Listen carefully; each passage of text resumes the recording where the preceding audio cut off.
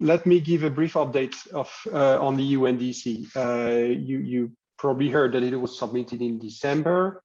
It's one of the elements of the European Green Deal, and I won't get into the detailed description of all the elements and the components of the Green Deal.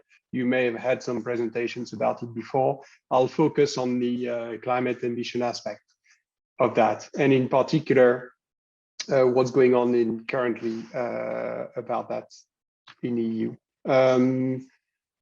Our past trajectory and our future pathway that leads to net zero in 2050, we show that we've already reduced emissions by 24% by 2019 compared to 1990, while the GDP has grown by 60% in the same period, showing that it's doable to decouple economic growth from environment protection. The gray line here is our previous commitments. The 2020 target was overshot already by 2019, and then the COVID has reduced the emissions. The minus 40% by 2030 was our previous target, and now we lifted up to minus 55 net. The dotted lines represent net emissions here, whereas the plain lines represent gross emissions without accounting for the LULUCF removals. So the minus 55 puts us on the least cost pathway towards net zero in 2050. And I'll get back to that. Back in end of 2018, we presented a long-term strategy to achieve climate neutrality in 2050. It provides for very ambitious action and radical transformation in all sectors of the economy. The strategy and its impact assessment showed that it's challenging, but it's doable, and it requires a lot of investment. The EU head of states took about a year to deliberate on it and came to an agreement by the end of 2019 that it was indeed desirable to commit to climate neutrality 2050. After that, we engaged, so we submitted the long-term strategy in March 2020. And then in September 2020, we presented the 2030 package, whereby the European Commission was proposing to lift the 2030 target to at least 55% reduction in net emissions, consistent with the net zero objective 2050. It was based on a thorough impact assessment again and some very broad public consultation. That again was deliberated, and EU head of states and governments agreed on it in December at the European Council meeting. So there was an agreement to target this, and then in a few days after, we submitted the EU NDC accordingly. The draft document had been prepared in the months leading up to that, with just an empty slot for the number, the main headline target, and then we slotted in the agreed target, and that was submitted mid-December, more or less. So after that, what's going on after you submit an NDC? Obviously, there's a lot of policy work to be done, because all our policy measures were geared towards the 40% emission reduction objective. These were all the directives and regulations that were updated in the period between 2016 and 2018, more or less. And all that work needs to be reopened now in order to adjust them for the new targets and make them more ambitious. So three main things are happening if you want to focus on the main news.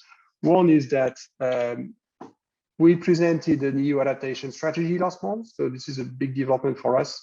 Adaptation is not included in our NDC, the joint NDC of the EU and the member states. Back in 2015, we submitted a separate adaptation communication to present our adaptation undertaking, mainly on the basis of the 2013 EU adaptation strategy. And now the EU adaptation strategy has been updated. We see that it's well received by the EU member states. I won't get into the detailed presentation of it now, but the main keywords are smarter adaptations, so a lot of work on the data, but also making sure that those data can be used at local level to make sense locally. More systematic, faster, and stepping up international action on climate resilience, which was a missing piece in the previous strategy as well. So one news development, number one, the adaptation strategy. Number two, the European climate law. So this is a piece of legislation currently being discussed by co-legislators, the European Parliament and the European Council and the EU Council. It will enshrine into law the climate neutrality 2050 objective, meaning some people call it net zero greenhouse gases, or balancing anthropogenic emissions and removals, if you prefer those expressions. It will also anchor the new 2030 target. It will provide for an accountability framework for the role of EU member states, their own measures, building on the governance regulation that we've had under the Energy Union, and so on. The European climate law, it was updated. The Commission proposal was updated to take into account the 55 commitment. And now the Council and Parliament are deliberating. We're hoping that they will find an agreement on everything in this spring. And it will be quite an important document because it will show that we are committed to do it no matter what. The path is irreversible to climate neutrality once we put that into law. It doesn't depend on any decision by the COP or action by international partners. We are going to do it no matter what. Of course, we hope that international partners are, there'll be as many partners as possible committed to ambitious climate action, because then it decreases the mutual benefits and impact of our collective actions. But make no mistake, the EU is going to do it no matter what.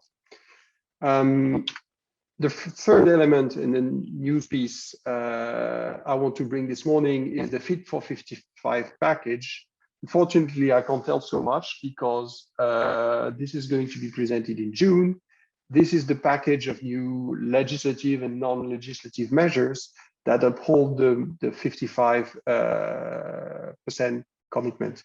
We are reopening the emission trading directive, including consideration of adding new sectors into that. We are reopening the effort sharing regulation among member states to share the effort across the sectors that are not covered by the emission trading system. We are reopening the LULUCF regulation to account for carbon emission and removal in farmland and forest. We are reopening the Renewable Energy Directive, the Energy Efficiency Directive. Then more linked to the budget, there's the Renovation Wave initiative to improve energy efficiency in buildings. And then there's the CO2 standards for cars. I think it was concluded pretty recently. We already had the most ambitious in the world, but we are reopening them now in order to make them more ambitious. And linking to the previous discussion, I think with those standards and also the premium for zero emission vehicles for as part of the standards, I think the EU will help break the cost wall for the zero emission vehicles that are currently more expensive than ordinary or traditional vehicles, combustion engine vehicles, if you want. But then with all those measures, there'll be a lot more on the EU market, and then within a few years, we'll contribute to getting those zero emission vehicles to be competitive and then cheaper than traditional vehicles in this decade. So I think that would be also of relevance to colleagues beyond the European Union, of course. And then in the area of clean mobility, there's the battery initiative.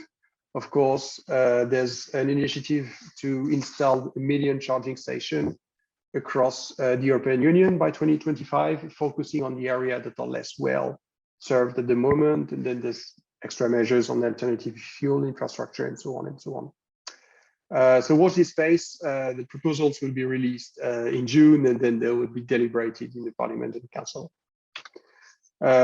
Quick word on finance, and Joachim will develop a bit more on the international part of that in a minute, I guess. Of course, other colleagues have mentioned this morning the recovery measures after the pandemic crisis and the economic crisis that comes with it. There are a once in a lifetime opportunity to accelerate the transition and to build our future that we want. There was an agreement on a long-term budget in the summer of last year for the EU, coming together with the next generation EU. So that's the recovery instrument. They take us out of the economic crisis. And at least 30% of the budget is to be earmarked for climate-related activities. And then, as EU member states are to develop their own recovery and resilience plans to spend their own money complemented by EU money, then their plans need to make sure that at least 30% of their intended expenditures and projects will contribute to climate action as well. So that's quite important. Lots of other things going on. The sustainable finance agenda is progressing very well. This is about tapping into private finance to fund that transition. I heard some estimates from other colleagues on the required investments in the coming decade to meet their own NDCs. I think for us, we were around, when the NDC was 40%, the estimate was that we needed an extra 200 billion euro per year in the coming decade. And with the extra ambition, the new estimate is 300 billion per year, give or take.